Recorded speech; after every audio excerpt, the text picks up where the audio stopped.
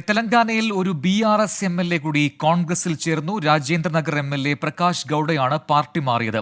ഇതുവരെ 8 MLA മാരാണ് BRSൽ നിന്ന് കോൺഗ്രസിലേക്ക് ചേക്കേറിയത്. അരുൺ പൂപ്പറമ്പ ബംഗളൂരുവിൽ നൽകും കൂടുതൽ വിവരങ്ങൾ. അരുൺ, BRS നിന്നുള്ള കൊഴിഞ്ഞുപോക്ക് അത് തുടരുന്നു. ഇപ്പോൾ 8ാമത്തെ MLA കൂടി മാറി കോൺഗ്രസിലേക്ക് എത്തിയിരിക്കുന്നു. എന്താണ് പ്രകാശ് ഗൌഡ പാർട്ടി വിടാൻ കാരണം? പ്രജിൻ, കഴിഞ്ഞ നിയമസഭാ തെരഞ്ഞെടുപ്പിന് ശേഷം ഇത് 8ാമത്തെ BRS MLA ആണ് പാർട്ടി വിട്ട് കോൺഗ്രസിൽ ചേരുന്ന സാഹചര്യം ഉണ്ടായിട്ടുള്ളത്.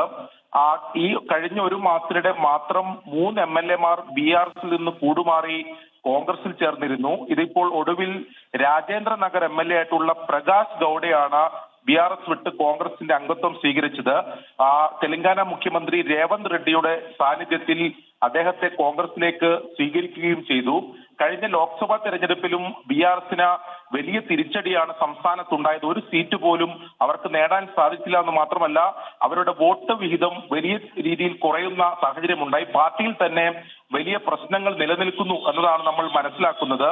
ഇതിൽ ഇത്തരം കൂടുമാറ്റം ഉണ്ടായിട്ട് പോലും BRSന്റെ നേതൃത്വം ഇതിൽ പ്രതികരിക്കാൻ തയ്യാറായിട്ടില്ല. എന്നാൽ കോൺഗ്രസ് ഇതിൽ അവകാശപ്പെടുന്നത് സംസ്ഥാനത്തെ സർക്കാരിന്റെ മികച്ച പ്രകടനം കോൺഗ്രസിന്റെ ഉൾപ്പെടെ രാഷ്ട്രീയമായിട്ടുള്ള നേട്ടമാണ്.